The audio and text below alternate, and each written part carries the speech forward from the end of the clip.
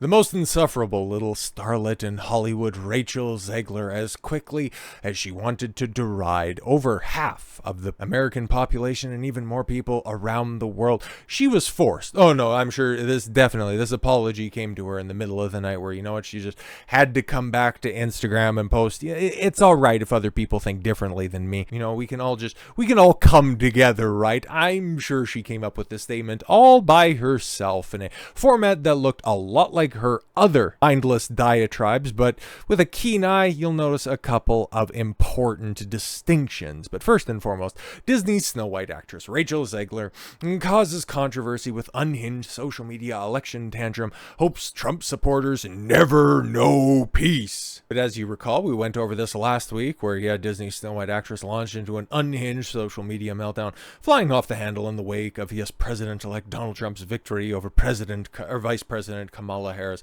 Ziegler apparently posted parts of a long diatribe maligning and appearing to wish harm or misfortune on the incoming president and the 75.5 million Americans who voted for him. But again, it was actually worse than that because as Steph, my nerdy home, properly screenshot all this stuff.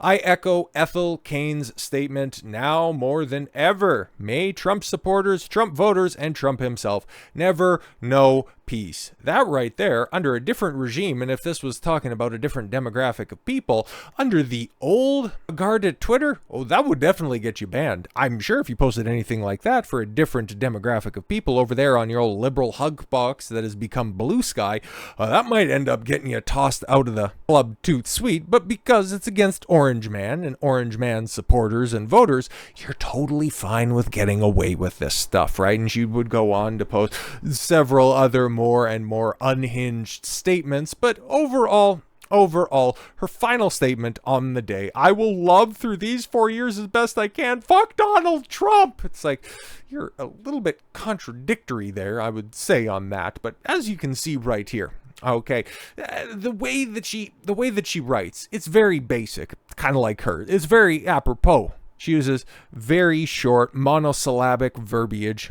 Her punctuation is not textbook learned, anything like that. She's a very, very sloppy grammatical communicator. Her ability to succinctly convey her thoughts is rivaled only by her diminished acting capacity. So in reading all of this stuff, there's a reason that it reads like a diary entry of a 13-year-old who broke up with her boyfriend who thought it was going to last forever. But sending love to everyone who needs it today. May we all carry each other through the worst and hold these politicians accountable. Your dem govs just got very important. They already were, but hey, follow your governors. Hold them accountable. Local government is where we will make real change. This is not the end.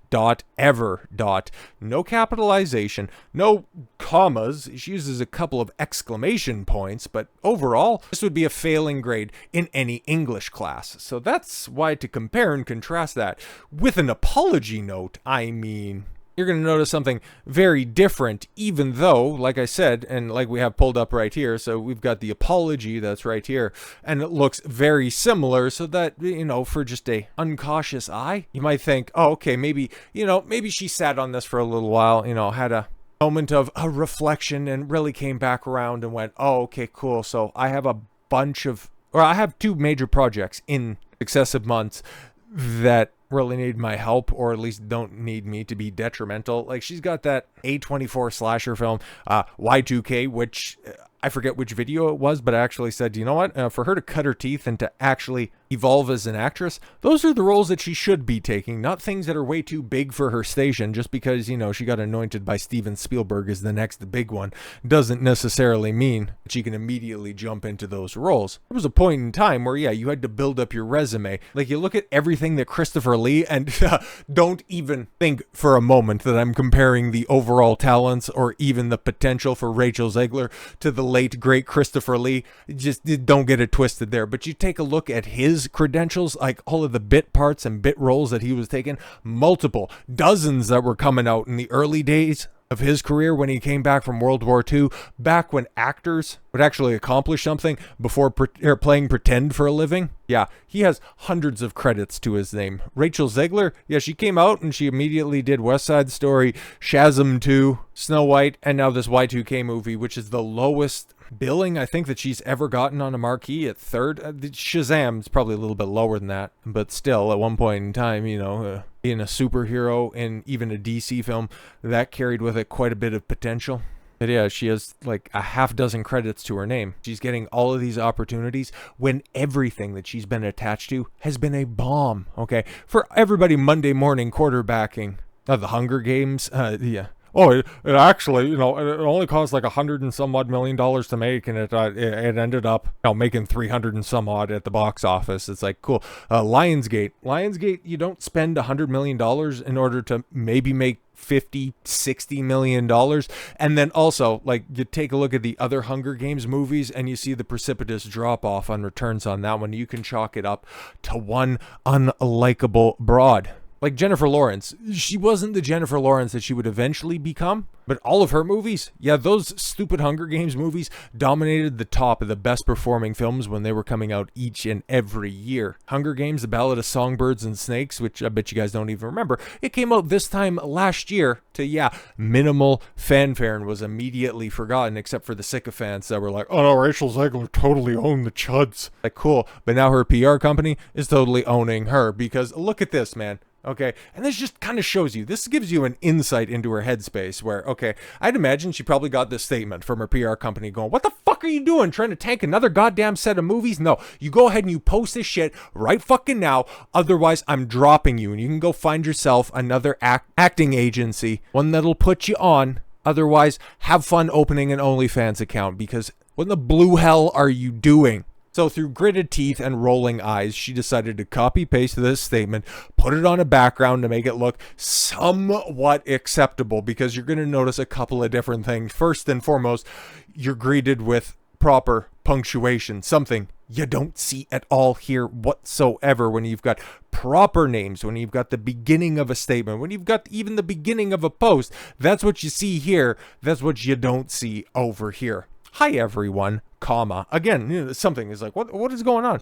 I would like to sincerely, you didn't see anything of that level of complexity in any one of those other 4 unhinged posts. But no. Now she's sincerely apologizing for the election post. The election 4 posts? No, just one of them. Pick whatever one you want. I shared on my Instagram last week. On my Instagram. So then you're posting about posting something on your Instagram. On your Instagram. Huh. Weird. I let my emotions get the best of me. Hatred and anger have caused us to move forward and further away from peace and understanding, and I am sorry I contributed to that negative discourse. Again, just the word choice, much different than what she has ever posted before, except for when somebody else is writing this for her. This week has been emotional for so many of us. Yeah, no, I've been smiling from ear to ear over these past couple of weeks. How about you? But I firmly believe that everyone has the right to their own opinion, even when it differs from my own. I am committed to contributing positively towards a better tomorrow. What was that again? All right, fuck Donald Trump. Right, I am committed to going out there and firmly believing that everybody has the right to their own opinion, except for those who voted for another 4 years of hatred leading us towards a world I don't want to live in. Yeah, right. No. Everybody has a right to their own opinion. Okay, it may differ from my own, but you basically voted for Orange Hitler. And that's why I've come to the conclusion, like several other people have. Obviously, this is a couple of days out of vogue, but I wanted to get around to it. There's been a lot of news lately, okay? It's very interesting how now everything is starting to ramp up. Not in the way that we anticipated after the election. Like, we all knew that, self-important Hollywood elitists would go ahead, have their mental breakdowns. It's just, would it be Rachel Zegler once again, one of the most actually, no, that's not even fair. Not one of the most unlikable person in all of Hollywood. That's a big mantle, but she definitely put in the work in order to snatch that crown away from Brie Larson and Cynthia Erivo.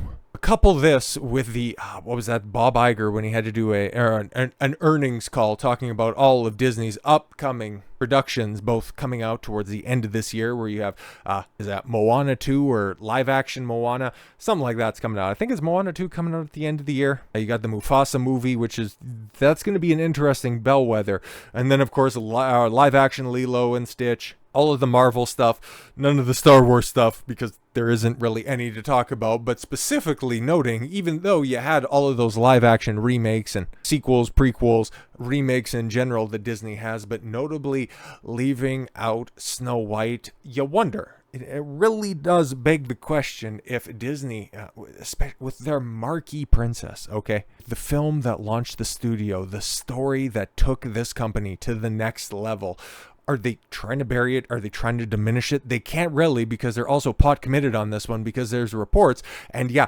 knowing that this film has been reshot, then reshot again, there is like 3 or 4 different versions of this out there in the wild, that the budget has ballooned somewhere between $300 and $500 million. Can they really afford to step back from it? Or are they going to have to reverse course? Are they going to have to market this in the new year? Probably have the big Super Bowl commercials where it's just going to be a conspicuous absence of Snow White and an overwhelming reliance on Gal Gadot's wooden performing ass. It's going to be crazy. We thought it would be. We just also didn't think that she would have one of the most unhinged reactions to Trump's victory, and then also have one of the most cardboard cutout PR backtracks where it would say, oh yeah, I'm not sorry for what I said. I'm sorry for posting it and for you guys screenshotting it, which you really shouldn't, because I feel bad about this in the aftermath and this could negatively affect me. I'm sorry that my words hurt you. And what words specifically? Well, I didn't mention them, so you could just go ahead and kind of make it up as you go along. So I'm sorry that you might be sad, I guess, but whatever. Come see my movie. Because in other unearthed video of Rachel Zegler, well, we can just simply go ahead and let the little idiot say it herself. And if you disagree with this sentiment, just hit the unfollow button. I don't need your business. Thanks. If you don't like me, if you don't like my politics, you don't have to watch my movie. And trust me, I won't, but I'm gonna love covering it. And especially perhaps later this week, because, oh yeah, there's supposed to be a trailer dropping sometime this week, and yeah, you wonder why somebody apologized on her behalf. Oh, because they don't want to have one of the worst received trailers again for this project. So with all that said, thank you all very much for the gift of your time. I've been Don Consuelo. I want you to follow your gut and get after it. Take care, everyone.